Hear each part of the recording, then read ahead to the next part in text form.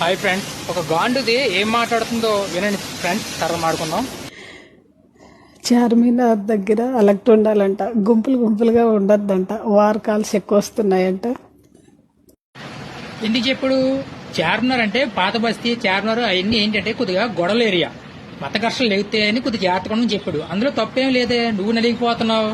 హిందూ వాళ్ళకి మా క్రిస్టియన్ వాళ్ళు ముఖ్యమన్న వాళ్ళకు కొట్టడానికి అనుకున్నా ఇక్కడ కూడా నువ్వు మతం అనే రంగు పాముతున్నావు. అసలు నీ మైండ్ ఏంటో నాకు అర్థం కావట్లేదు. మా క్రిస్టియన్స్ అంటున్నావు, మీరు కూడా హిందువులే. మతాలు వేరే అయినా మన హిందువులే. భారతదేశంలో ఉన్న ప్రతి ఏ మతమైనా హిందువే. అది అర్థమవుతుందా నీకు? మా క్రిస్టియన్ అంటే నువ్వు విదేశీరాలు, స్వదేశీరాలు కాదు. నువ్వు నీకు ఇక్కడ ఉండే అర్హత లేదు అవుతుంది నువ్వన్నమాట. ఎందుకంటే మా క్రిస్టియన్స్ అంటున్నావు, మరి హిందువులే కదా. మరి హిందువుగా నా క్రిస్టియన్స్ అంటున్నావు ఏంటి? నువ్వు ఇంతలా మాట్లాడుతావు. కానీ నీ వీడియో అన్ని చూసాను. ఎక్కడైనా భారత మాతకి జై అన్న పదం నీ నోటి అంటే విన్నానా?